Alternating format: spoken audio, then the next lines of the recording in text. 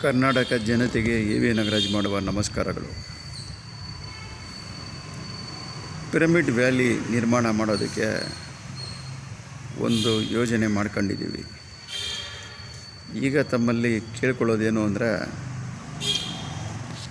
ಈ ಒಂದು ಯೋಜನೆ ತುಂಬ ದೊಡ್ಡದು ಯೋಜನೆ. ಏಕೆಂದರೆ ಕನಕಪುರ ರಸ್ತೆಯಲ್ಲಿರೋದು 160 ಅಡಿ ಸ್ಕ್ವೇರು, ಹೈಟ್ ಬಂದು 103 ಅಡಿ. ನಾವು ಹೈಟ್ ಬೇಕಾದ್ರೆ ಹೋಗ್ಬೋದು ಒಂದು ರೇಂಜಲ್ಲಿ, ಆದರೆ 103 ಅಡಿ ತುಂಬ ದೊಡ್ಡದಾಗುತ್ತೆ, ನಿರ್ಮಾಣಕ್ಕೆ ತುಂಬ ವೆಚ್ಚ ಆಗುತ್ತೆ. ಅದರಿಂದ ಅದರ ಅರ್ಧ ಭಾಗದಷ್ಟು ಯೋಜನೆ ಮಾಡಿ 80 ಅಡಿಗೆ 80 ಅಡಿ, ಹೈಟು 103 ಅಡಿ ಹೋಗಿದ್ದಾರೆ.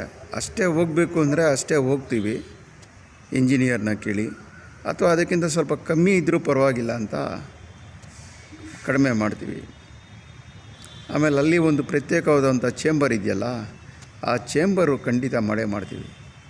ಯಾಕೆಂದರೆ ಕಾಸ್ಮಿಕ್ ಎನರ್ಜಿ ಧ್ಯಾನ ಮಾಡೋರಿಗೆ ತುಂಬ ಆರೋಗ್ಯದ ಮೇಲೆ ಪರಿಣಾಮ ಬೀಳುತ್ತೆ. ಆ ವಿಚಾರದಲ್ಲಿ ಪರ್ಸ್ನಲ್ ಚೇಂಬರ್ ಕೂಡ ಇರುತ್ತೆ ನಮ್ಮ ಇದರಲ್ಲೂ. ಕಡಿಮೆ ಅಂದರೂ ಒಂದು 2000ದಿಂದ 3000 ಜನ ಧ್ಯಾನ ಮಾಡೋದಕ್ಕೆ ವ್ಯವಸ್ಥೆ ಮಾಡಿಕೊಡ್ತೀನಿ. ತಾವೆಲ್ಲ ಸಹಕರಿಸಿ ಈ ಯೋಜನೆಯಲ್ಲಿ ಅನುಕೂಲ ಪಡ್ಕೊಬೇಕು ಅಂತ ಮತ್ತೊಮ್ಮೆ ಪ್ರಾರ್ಥನೆ ತಮ್ಮಲ್ಲಿ. ಆಮೇಲೆ ಅಲ್ಲಿ ಅನ್ನದಾಸೋಹ ಮಾಡ್ತಾರೆ.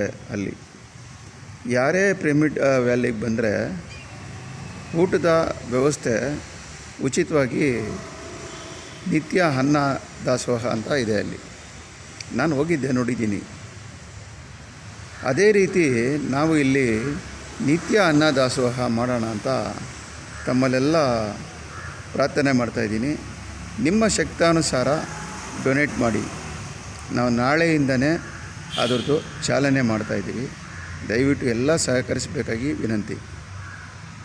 ಅದು ಅಲ್ದಿರ ಇವತ್ತು ಶನಿವಾರ, ಶ್ರಾವಣ ಶನಿವಾರ, ಇವತ್ತೇ ಪ್ರಸ್ತಾಪ ಮಾಡ್ತಾಯಿದ್ದೀನಿ. ಆದರೆ ಇವತ್ತಿಂದನೇ ಪ್ರಾರಂಭ ಮಾಡೋ ಒಂದು ಅವಶ್ಯಕತೆ ಇದೆ. ಜೈ ಹಿಂದ್, ಜೈ ಕರ್ನಾಟಕ.